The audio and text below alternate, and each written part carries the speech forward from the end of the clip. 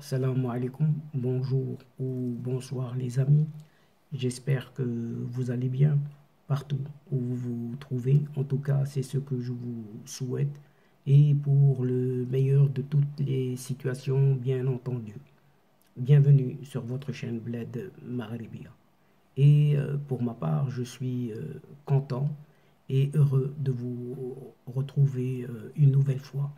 Merci de nous recevoir chez vous et parmi vous à travers cette 375e vidéo qui vient vous proposer votre CQFD habituel, c'est-à-dire ce qui fait la petite discussion entre nous à chacune de nos rencontres.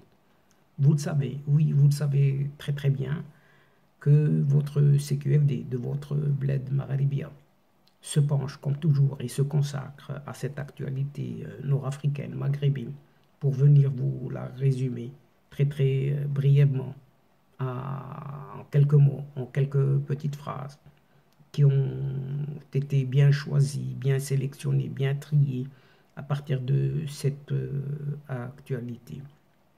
Et le présent CQFD se consacre cette fois-ci à cette vision de la gauche espagnole sur le Sahara marocain, d'après un célèbre historien, un certain Bernard Lugan, très connu, oui, très connu. Et chers amis, faisons un petit tour en arrière en accompagnant justement ce Bernard Lugan qui nous dit ceci à propos de cette vision de la gauche espagnole à propos de ce Sahara. Et il dit ceci, il nous affirme ceci, c'est par la lettre que le chef du gouvernement espagnol vient d'adresser au roi Mohamed VI en personne. C'est donc une nouvelle page des relations entre Madrid et Rabat qui s'ouvre. Et cette prise de position met un terme définitif à plus d'un siècle et demi de tensions et de non-dits qui empoisonnaient jusqu'à maintenant littéralement les relations entre les deux pays, à savoir le Maroc et l'Espagne. C'est une véritable révolution. Oui, c'est ce que dit Bernard Lugan. C'est une véritable révolution politique que vient de conduire le gouvernement socialiste de Pedro Sanchez en soutenant le plan d'autonomie marocain sur le Sahara marocain, tout simplement. En effet, jusque-là, l'appui de la gauche espagnole dans son entièreté, toute cette gauche, c'est un appui uniquement au Polisario, à cette milice. Puis, ces ambiguïtés, entre guillemets, faisaient que les socialistes au pouvoir à Madrid étaient de fait des alliés de ce mouvement séparatiste. Et Pedro Sanchez écrit dans sa lettre que l'Espagne et le Maroc sont deux pays unis inextricablement par des affections, une histoire, une géographie, des intérêts et une amitié partagée, fermons les guillemets. Et cette nouvelle prise de position met donc un terme à plus d'un siècle et demi de tensions et de non-dits qui empoisonnaient jusque maintenant littéralement les relations entre les deux pays voisins. La présence espagnole au Sahara marocain remonte à 1881, quand fut fondée la Sociedad Pesquerías Canario Africanas, qui installa un comptoir sur le site de Villa Cisneros. En 1884, 3 ans plus tard, fut fondée la Sociedad de Africanistas et Colonistas, qui coordonna les initiatives ultramarines. Et au mois de décembre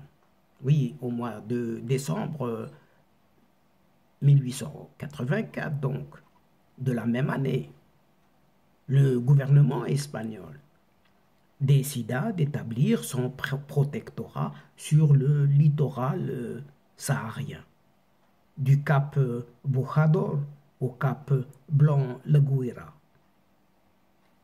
Des troupes furent ensuite débarquées sur la presqu'île de Dakhla, où le petit poste de Villa Cisneros sortit de terre. Durant 10 ans, de 1884 à 1894, les Ouled d'Elim interdirent à la garnison espagnole d'élargir la zone sous son contrôle, limitée au poste et à ses environs immédiats. En 1887, en 1892, en 1894 et en 1898, Villa Cisneros fut prise et pillée par les Ouled d'Elim, à chaque fois. Et à partir de 1912 seulement, les Espagnols rattachèrent administrativement leur position saharienne à leur protectorat marocain. En 1916, oui, en 1916, ils s'installèrent au cap Hubi, Tarfaya, c'est à Tarfaya. Puis, en 1919, ils prirent effectivement possession du Cap Blanc, à l'extrémité sud du futur Rio de Oro, où ils y fondèrent le comptoir de la Guaira, le Guaira. En 1934, cette fois, le haut-commissaire d'Espagne au Maroc devint également gouverneur général des territoires d'Ifni, du Sahara marocain et du Rio de Oro. Sidi Ifni fut occupé en 1934 et Smara en 1936. Et toujours selon Bernard Lugan, en 1947, consciente qu'il leur faudrait accorder un jour l'indépendance à leur protectorat marocain, les autorités espagnoles, qui désiraient maintenir leur présence au Sahara marocain, détachèrent administrativement cette région du Maroc en créant l'Afrique occidentale espagnole, AOE, qui fut divisée en deux entités administrativement distinctes, Ifni et le Sahara marocain. Ce dernier, donc ce Sahara marocain, étant partagé en deux zones. Oui, ce Sahara marocain a été partagé en deux zones, à savoir Saqi al-Hamra et le Rio de Oro, autrement dit Oued al-Dahab. Le 12 janvier 1958, toujours selon Bernard Lugan, Madrid créa le Sahara espagnol en réunissant le Rio de Oro et la Saqi al-Hamra, qui devinrent des provinces espagnoles, élisant leurs représentants aux Cortes, à savoir le Parlement espagnol. Et au mois d'avril 1961, El Ayoun devint la capitale de ce territoire. Et ainsi, en 1962, devant le refus espagnol d'envisager une restitution du Sahara marocain au Maroc, le roi Hassan II, feu Hassan II, décida de saisir l'Organisation des Nations Unies en demandant au comité de décolonisation de mettre Ifni et le Sahara marocain sur la liste des territoires à décoloniser. Ainsi, le 17 décembre 1965, par la résolution numéro 2072, l'Assemblée générale des Nations unies demanda pour la première fois à l'Espagne d'engager le processus de décolonisation du territoire. Puis, un an plus tard, le 20 décembre 1966, toujours cette Assemblée générale des Nations unies demanda à Madrid de restituer cette fois la zone de Sidi Ifni au Maroc, ce qui sera fait seulement en 1969. Mais l'Espagne contrôlait toujours ce Sahara marocain. Aussi, le 17 septembre 1974, dans un contexte de situation bloquée, complètement bloquée, le roi Hassan II suggéra de présenter le différend maroco-espagnol à la Cour internationale de justice, tout simplement. Et l'Espagne, refusant toujours de soumettre à cette Cour internationale de justice son contentieux avec le Maroc. Rabat se tourna alors avec l'Organisation des Nations Unies et lui demanda d'intervenir cette fois.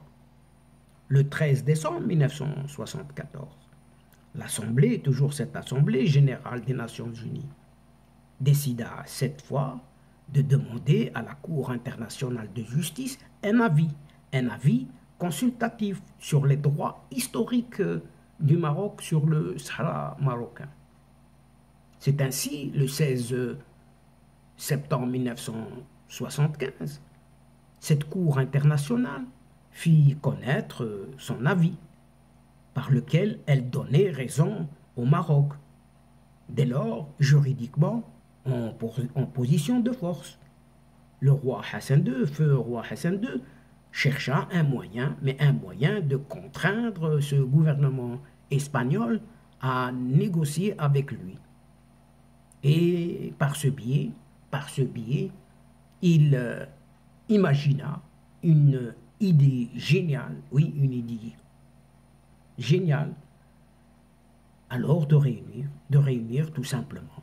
Oui, quand on dit tout simplement, mais facile à dire, mais difficile à faire tout de même.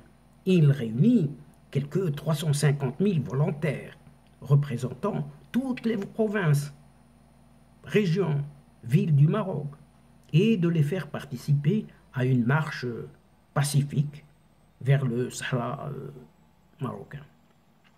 Sur place, la situation était explosive, car le Polisario, soi-disant ce front populaire pour la libération de la Céré al-Hamra et du Rio de Oro, lança des actions provocatrices afin de pousser les Espagnols à intervenir contre cette marche verte.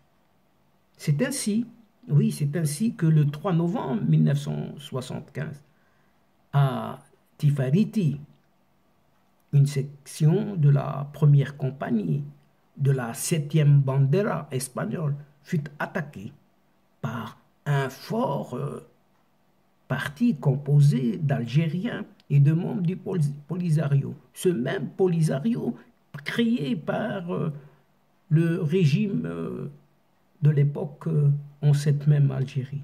Nonobstant, le gouvernement espagnol donna l'ordre à ses troupes de se replier devant cette marche verte qui débuta le jeudi 6 novembre 1975, d'où les festivités d'anniversaire chaque année. Et le 14 novembre de la même année, à Madrid, l'accord tripartite Maroc, Mauritanie, Espagne fut signé, mais l'Algérie le contesta, comme d'habitude. Et c'est de là que cette Algérie demeure une partie prenante, incontestablement. Et entre le 29 janvier et le 15 février 1976, dans la région d'Amgala, de violents combats éclatèrent quand l'armée algérienne elle-même, avec ses quelques protégés de son Polisario qu'elle a créé de toutes pièces, tentèrent de s'opposer à l'installation marocaine sur son Sahara, bien évidemment.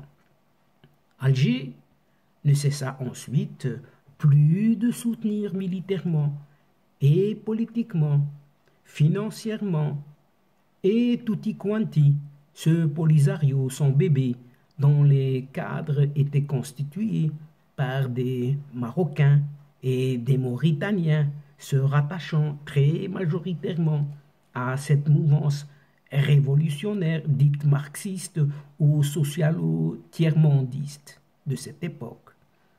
Et à partir de ce moment, par solidarité révolutionnaire, bien évidemment, la gauche espagnole, oui, pour y revenir à cette gauche espagnole, s'aligna sur les positions de ce Polisario. Remarquons tout de même